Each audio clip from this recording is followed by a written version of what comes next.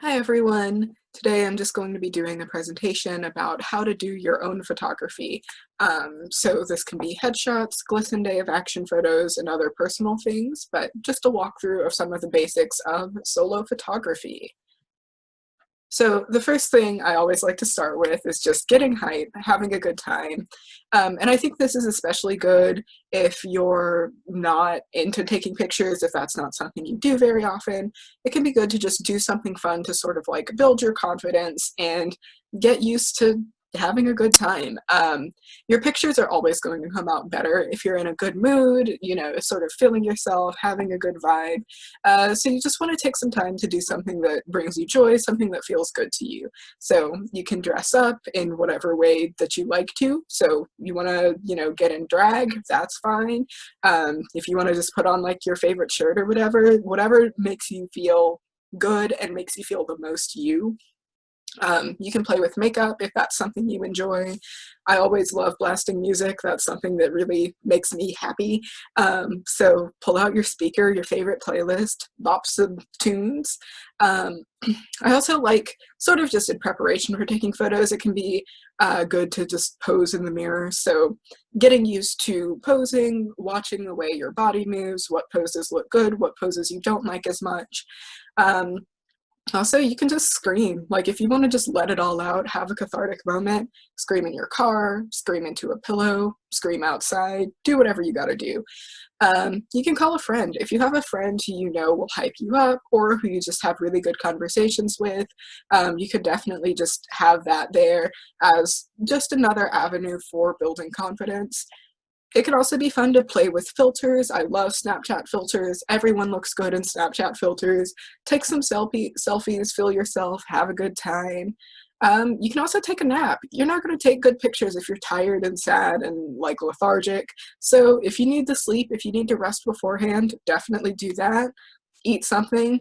Once again, you're not going to have a good time if you're hungry. So eat whatever you can, whatever food feels good to you, and then you can always dance. So you see this video here, I'm just dancing, having a good time, jamming out at my local elementary school playground before I take pictures. That's something you can all do, and it doesn't matter if you're good at it. It doesn't matter if you're good at any of these things on the screen. I think capitalism has taught us that we shouldn't do things unless we're good at them or unless we can profit off of them in some way. I think that's stupid. Do whatever you want, have a good time, do whatever makes you happy. And again, a lot of these tips are just really good if you're feeling a little nervous, if you're not used to this, if you want to just take some time to center yourself and chill out and get in the mood to be ready to take some pictures. So yeah. Just figuring out what to wear. And the first thing is just to like be aware if you're just taking pictures for Instagram or for your friends or having a good time, then like wear what you glisten things. You want to keep it a little more was always fine. You're always welcome to wear whatever. So like, don't feel like you have to, do what you want as far as that goes, but semi-professional. So that could be a polo shirt, it could be or a nicer t-shirt, I guess. But just be aware of probably no slurs or curse words on whatever you wear for glisten things.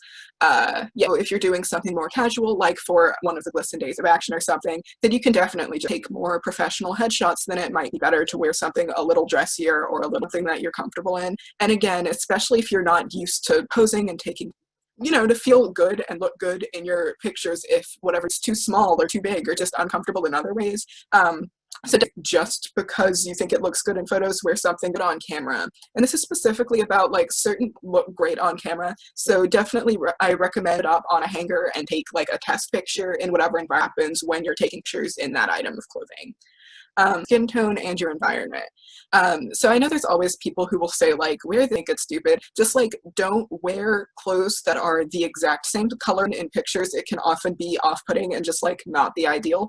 And other things, unless you have something over it or something that makes it very obvious that you're not naked and your clothes look good with the environment or wherever you're shooting. So if you're shooting in color red, also if you're shooting, you probably want to keep your outfit simpler. Something that's like patterned and fun and funky, but like if you're shooting up or a patterned wall or anything like that, then you probably want to keep your that. So I'm going to pause. Do you have any questions about clothing or anything like that? Cool. Yeah, I'll go to the next slide. So the next thing is I came up with these 5 categories. First is location, and then lighting, and then whatever your setup is. So location. Here are some things to consider when you're picking a location. You want to think about with a dumpster in the background, unless that's the vibe you're going for. Like if you're going for a grungy vibe, then definitely shoot with a dumpster in the background and like be aware of what's behind you. You know, if there are any signs for businesses, maybe you just definitely like be conscientious of that and use your judgment as far as like be in the background of my headshots. Let me angle myself a little bit so it's no longer in the frame. Can you get good lighting in that space? So that's whether you bring a lamp or some photo lighting or anything like that. You just want to make sure that and then the next part is it private? So don't shoot on other people's private. You can definitely shoot, you know, at your own house. You should be fine to take pictures. As far as businesses go, for the most part, you can totally shoot outside of any business. Like, hey, I don't want you taking pictures here. It's best to just like pack up and leave and don't fight with them. But next to a street somewhere, that's fine. Parking lots are generally fine. I've done a lot of fishing if there's a school near you.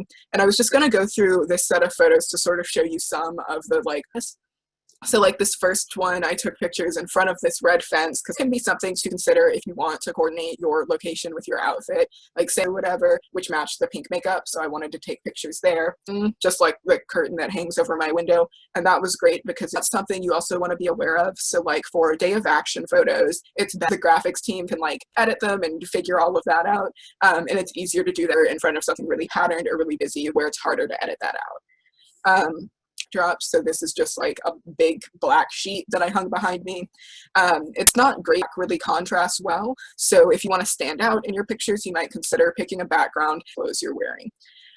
This one I shot in my dining room, and my dining room has bad lighting up in front of me, like angled and pointing towards me. So that's also an option if you want. And then this one's just like on a slide at a playground. If you want to do something fun and you know, you can always feel free to play around with your location, have fun, make your shoot match the vibe of wherever you are. Kuliowski's lighting.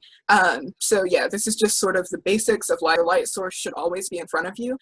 If it's behind you, you know, it's going to be really shadowy. You'll be backlit. You're going for like a really dramatic look. So if you have a really strong bulb right beside you, then you'll have, and that can be cute. You just have to, you know, pay attention to how your photos look, and it's only an option. But I would say generally, put your light source directly in front of you, or you can have it slightly. Light is better than strong beams. So you don't want to have a situation like in the center of your face. So if you think about if you shine a flashlight directly, but if you just use a lamp in the room or something else, light situation, then it's going to be a much softer feel. And shoot outside if the sun is directly overhead. So you can shoot inside and directly overhead. You end up like casting shadows downwards on your. I have found it really hard to get good lighting when the sun's directly overhead because shadows and that high level of contrast makes it difficult to see your features if you're going to do things outside. And so if you like just a soft, calmer look, you can right after sunset. So you know, whatever time the sun sets, there's probably going to be a 30-minute to an hour window where you can, and that just depends on where you are. I love shooting during golden hour, and so that's considered the hour like right before it's saturated and it's bright and fun and pretty. So that's my favorite time to shoot, especially if you're black or just, you know, if you're brown and have darker skin. Golden hour is like top tier. Actually, if you are a melanated individual, golden hour is the time.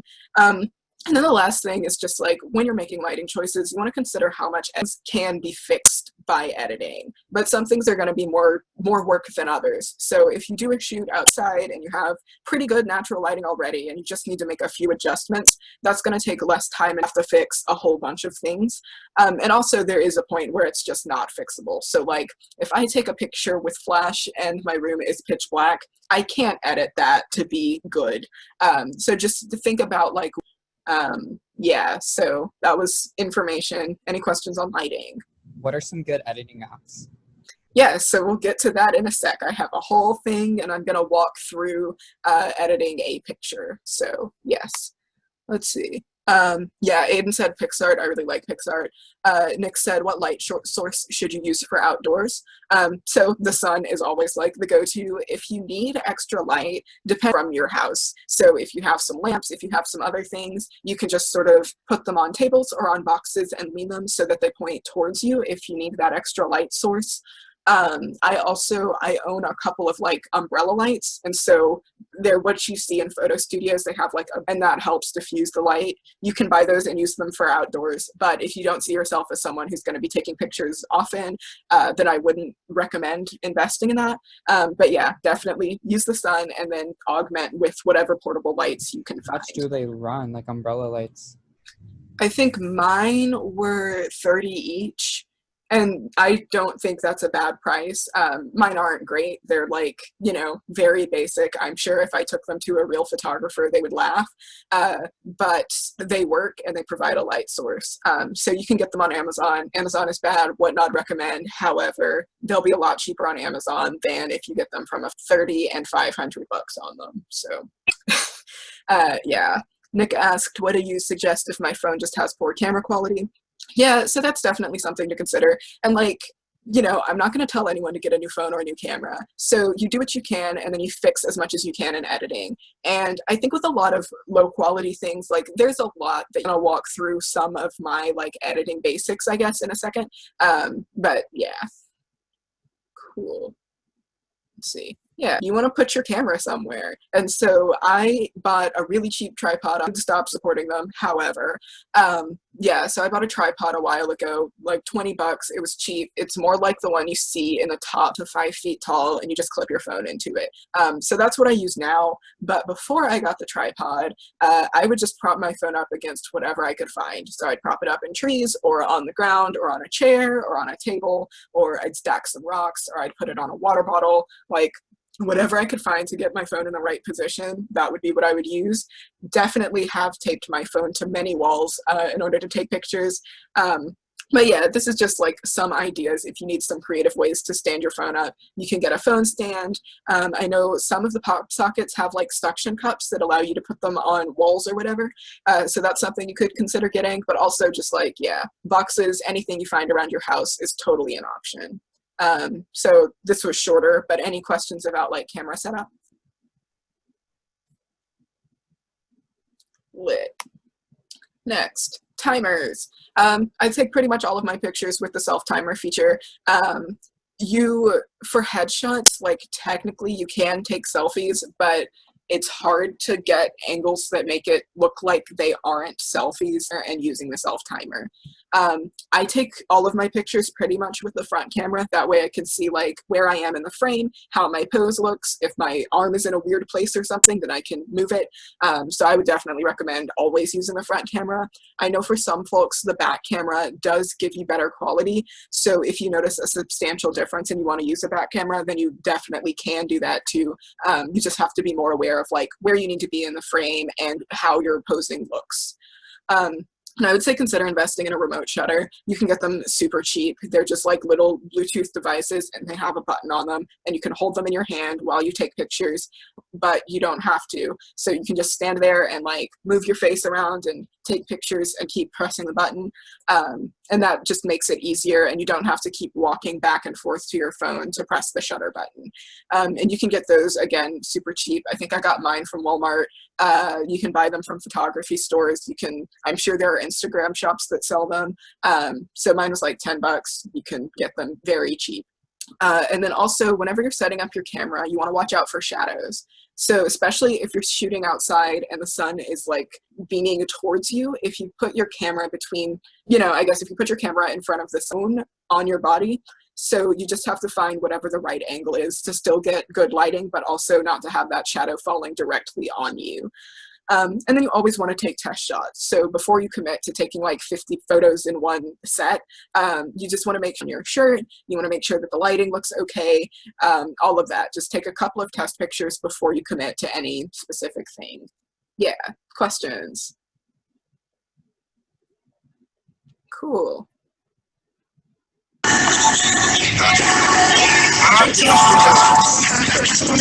playlist, have songs that like, you want to vibe to, have the tunes. It makes it easy to notice also if you have a beat, like, that's what I do, like, all of my photos are. Yeah, cool. I couldn't hear anything you said. Sorry, what did you say, Ethan? I couldn't hear anything you said. Got it. Yeah. I just said, yeah, play some music. You want to have fun. You want it to be like a party, good time. I have like multiple modeling playlists depending on what vibe I'm going for. It also makes it easier to pose when you like have good music. You know, it's easier to pose to a beat than just like awkwardly in silence. Also, if you're having fun and you feel good about yourself, it just makes it easier to take good pictures. I see in the chat that Nick asked, how many photos do you suggest we take in a session before we pick the right one? It's honestly up to you. I always end up taking too many photos and then it's a hassle to sort through. Like often I'll just keep, you know, posing and moving too many. Don't be like me, don't do that. But I would say maybe like take 10 and look and see. AT said that for glisten things, so you're going to have to at least have 5 of each of those that you like, and like, good for you. That's awesome, and you can send in those. It just, or how many pictures it takes to get there. Nick also asked if there's a certain genre. No, it definitely depends on your personal music taste. So I'm into hip hop, but if rock is what gets you pumped, go for it. If classical music is the move, go for it. If you want some indie, some alt, whatever, just do whatever makes you happy. I mean, but also if that's not something that matters to you, or if you don't feel like that's helpful, then yeah, just do what you want. I'd say the most important thing is just like having a playlist that you like. Any other questions? Cool. Oh wait, go back. Cool. Yeah, here are some posing things. I feel like it makes pictures more interesting. So definitely play around. You can have hands like on top of your head. You can just play around, move around. Interesting. I also like using my arms a lot. So a lot of the times I'll have my arms like up. I like crossing them across my body. I never take pictures straight on, like facing directly at the camera, because everyone's face is asymmetrical and we don't notice it that much just when we're living life. It feels a lot more noticeable. And so I really like taking pictures at an angle because then it bothers me less. Yeah, so that would be my advice. For these headshots, at least, you do want to be looking towards the camera. So some people like to definitely like do that for Instagram, whatever you want. But I would say make sure you're looking shots. I'm a fan of the squat. So if you look at the picture at the top right, like, yeah, squat, have a good time. And I love just posing in the mirror and seeing what looks good and what doesn't. There are a lot of people on TikTok who just do like pose tutorials. I'd definitely be wary of some of them, because a lot of the pose tutorials are like rooted in fat phobia, and I'm not a fan of that. However you want, pose in whatever way feels good to you. You don't have to like hide any body part or anything like that. That's just, yeah, you don't need to do that. And then this bottom row is just some of the like glisten photo shoots. So for the Day of Silence, you will end up submitting, at least gotta do it. It's classic. You gotta use a pride flag. Pride flags are a fun time. If you have a big one, you can wear it like around your waist as a sash, whatever you want. If you have small pride flags, like you can definitely just wave those around. You can hold them next to your face. You can hold them. Day of Action pictures goes. Definitely include pride flags if you want to. You can just stand there and smile with a sign. You're kind of limited as well, and you need to like face towards the camera. So definitely. And here's some other like glisten headshots. You know, I would say a little happy. You don't have to do an open mouth smile if you don't want to. But people are more willing, they see that the kids are smiling and happy and not sad. But for other things, you can definitely like smirk, a smize, pull out a Tyra Banks moment. Yeah. So here's some post things. Any questions, or do you want like specific post tips or anything like that? For the selfie signs, are we just holding like a blank piece of paper, or will we have something to print out? I don't know. AT didn't get back to me about that. So I would think that you would print something out, because I know a lot of times for the glisten things, they have had people print stuff out and take pictures at home. But I would definitely check in with AT. Nick asked for specific pose tips. The concept of ugliness is rooted in white supremacist beauty standards, and that's stupid, and we don't see like just I would say it can be helpful to find pictures that you like. So if you find just pictures where people are posing or where people look attractive or whatever, do that and then copy it. And then boom, you're like posing. I don't know. I think it really comes down to just getting comfortable with your appearance and the way that you interact with a camera. And I would say, especially like, again, for everyone who's not used to taking pictures, it's definitely a learning curve. Like, it's going to take time. I am still constantly changing and improving in the way that I take pictures. Process of like posing, deciding you don't like it, looking in the mirror, changing something, changing a little bit of something else, and then trying again at the start. So you can just look up model poses on Google Images and see what people wear. It looks great when someone else does that pose, but you don't like it for so I would say that, I guess. I don't know. Anything else? Cool. Yeah, so here are the glisten things. For headshots, you want to take 5 professional headshots. You can change outfits in them if you want to, or if you're not sure which outfit would be best, but you also don't have to. So if you have one shirt that you want to wear for headshots, that's totally fine. Also, you don't have to wear nice pants for headshots. It should just be like waist up or chest up. Yeah, and so just play around with different poses. You can include your hands in the shot, or you don't have to. You should play around with smiling versus headshots. And also, as you know, especially for the first years, as you get like more involved with glisten things, so many people are going to ask you for headshots. So you might want to have a variety of headshots with a plain white background. And I'm going to go through some like tips on how to edit your photos to get that solid, smooth background if you don't have one. And then for days of action, you do want to use a white background, pose with selfie signs or pride-related prompts, and then you want to make sure that your facial expressions match the purpose of the photos.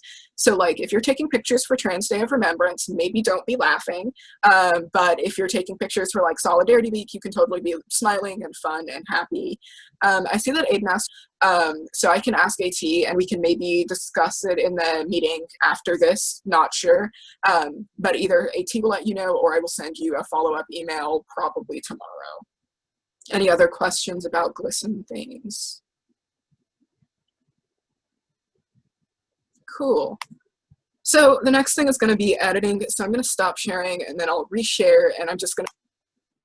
Cool. So this is Snapseed. Snapseed is a mobile app, so I'm using BlueStacks, which is like an Android emulator to show y'all. But they have it for Android and iPhone. But this is the editing pane. So you have all of these different things. I don't use most of them. And I don't really know anything about editing or photography, so this has just been me messing around with stuff for years and figuring out what kind of works. So whenever I have a picture, the first thing I do is go to HDR Escape, and HDR stands for High Dynamic Range. And as you can see, it did this and it looks awful. So we're going to go to these adjust sliders, and then we can take the filter strength down. So we're going to leave it on about like a 10. This is okay. If you press and hold on the screen, no, it doesn't work on PC. On a phone, if you tap and hold on the screen, it'll show you what it looked like before and after. So before, it's a little more matte, and after, there's sort of more contrast in the picture. So we're going to start with that. And then the next thing I'm going to do is go into portrait. And I love portrait mode because it's like Facetune, but it looks a little less artificial. So you can put a spotlight on your face, and this can be helpful if you end up taking pictures where everything sort of looks flat. And so if you want to sort of bring your face out more, then you can put the spotlight. So this is what it looks like without a spotlight. And as I increase it, you see my face gets like brighter and wider. Definitely don't go too hard with that. I'm going to put it on about a 10. Yeah, so there's a face spotlight, and then you can do skin smoothing. And if you turn that all the way up, you end up looking very edited. So again, you just want to use your judgment, and like if you have blemishes on your face that you do want to smooth out, then you can use this. I'm really insecure about my skin, which is why I choose to use the skin smoothing, but you also don't have to. Like, never feel obligated to do any sort of like quote unquote fixing. You look fine exactly as you are. You don't have to do any of this, but if you want to, if it's something that would make you feel more confident in your pictures, then you totally can. This is eye clarity. I don't really mess with it a ton. It just brings out your eyes in different ways. Yeah, so when you pull it all the way up, it looks a little ridiculous. So I'm gonna take it back down to like 20. So that's that portrait mode part. And the next thing is going to be just general lighting adjustments. So we're gonna go to tune image, cool. You can auto adjust. I don't think it works very well in Snapseed.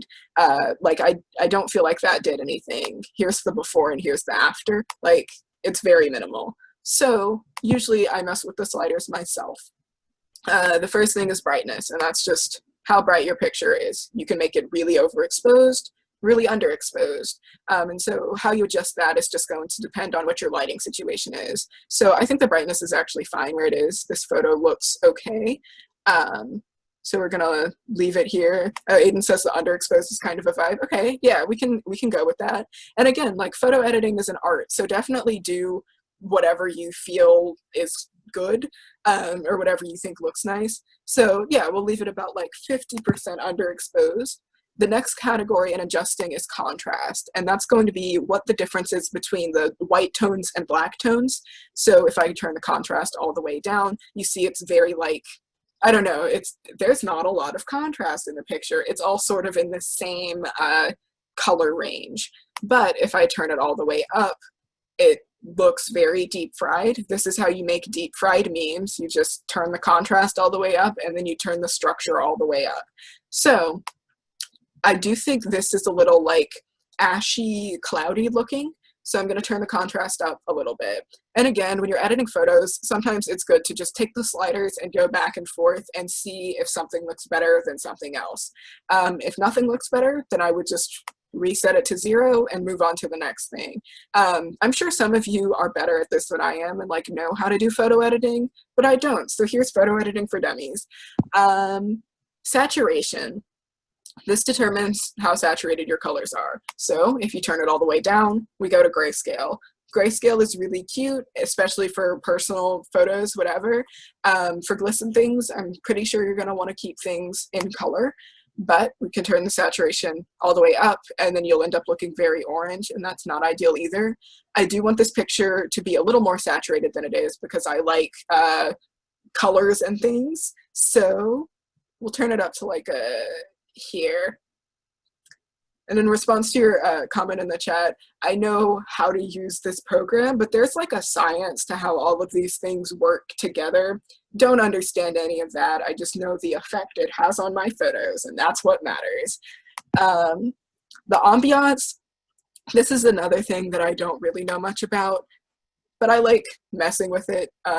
You know, you can get really soft looking if you go all the way down. I think I'm gonna turn this up like here, sure. So we can see so far just with the lighting adjustments, this is the before and this is the after. So you see that like my skin is a lot more saturated and more colorful. Some people don't like the orangey look. I do, I think it's cute, personal preference. So again, everything is up to what you feel like looks good on you. Highlights is going to be any of the high points of your photos, any of the light colors. So you see like here on my cheeks, there's a light spot. There are light spots in the background. So if I turn the highlights down, they are brought out less. And if I turn them all the way up, the picture gets brighter. So I think I'm going to leave them alone. They look fine as they are. And same with shadows. If you turn the shadows down, then it gets really dark. Turn shadows up, it gets brighter. So again, I'm gonna leave the shadows the same. And warmth is just like how warm toned your picture is. So if you want it to be really warm, you can turn it up versus down. And whether you mess with the warmth is going to depend on your light source. So especially if you're using indoor lighting, a lot of times that will be in really warm light. And so if you want to tone that down a little bit, then I would take the warmth slider and just go down some, and it adds a little bit more blue back. And it, if you're using warm lighting and you want to neutralize it, then you would just turn the warmth down. Same if you're using really cool toned like blue lighting, you would want to turn the warmth up. So I'm just going to press the finish button here. And that's what this looks like so far. And one more thing that I'm going to show you before I show you PixArt is just the Sorry, let me move this chat window. Lens blur. I like using lens blur. I feel like it just helps bring my face out, and I don't have portrait mode on my phone. So this is like portrait mode for people who don't have portrait mode. So I tend to stick with the elliptical blur. You can do a linear one. That's just up to you, but the elliptical keeps it in a circle.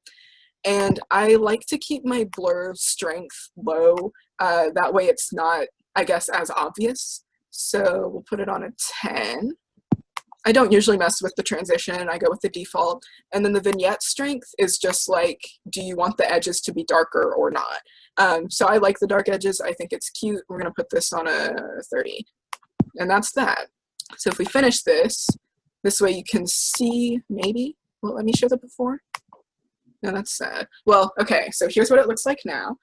And then if we revert back to the original, it looks like this. So there are a lot, I feel like, I don't know, it changes things a lot. I'm just going back and forth now to mess with the lighting. So you see now it's a lot more saturated. There's a lot more contrast in the colors and between like me and the background. I actually think I am going to go back and add a little bit more of a facial spotlight to this because I want to stand out more from the landscape. So we can, sure. But yeah, that's how you do editing things in Snapseed. Do you have any questions about lighting adjustments? Because in PixArt, I'm just going to show you how to swap out the background on a picture.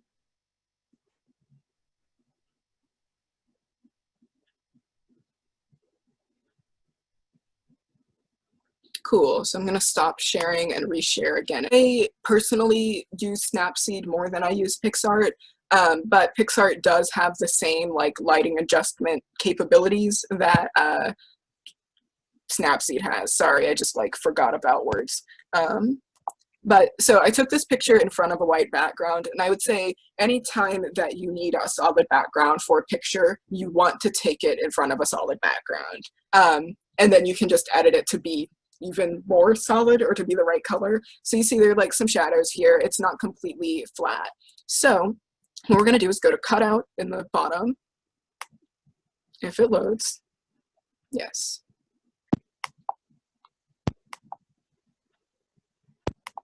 Okay. Oh, boo.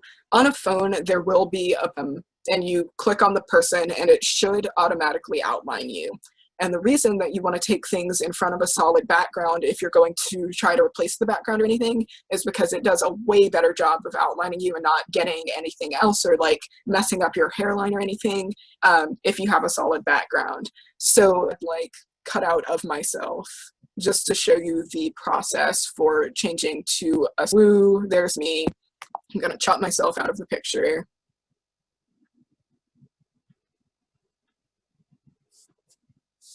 Sorry, everything is very slow today. Yeah, so you see, like this isn't good. You have to be more precise than this if you're cutting it out yourself, but I would definitely recommend trying to use the auto function for this. But we're going to save. Cool. And now we're going to, I usually go to just add photo and I'll search. And sure, we can do a galaxy background. You can just search for like, or here, I'll search for a white one just for this.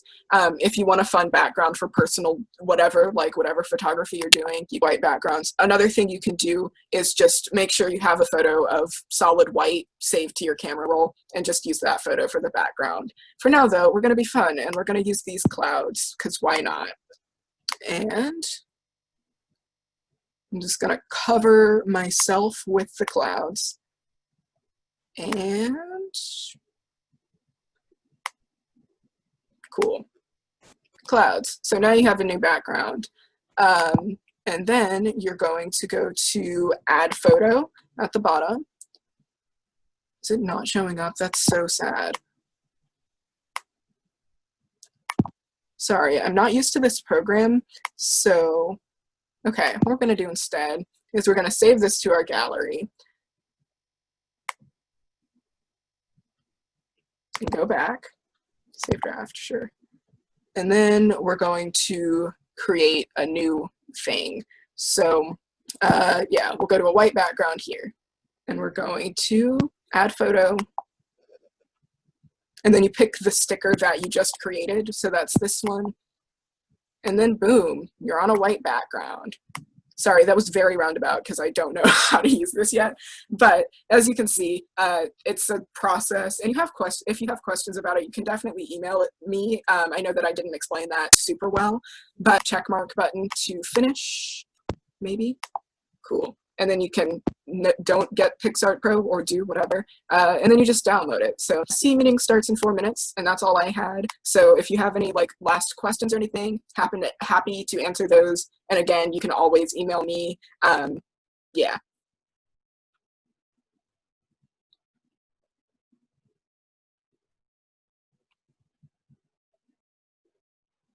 Oh, Nick asked what phone do I have. I have an iPhone 8. But these tips should be applicable to any phone. Snapseed and PixArt are both available on iPhone and Android. So yeah.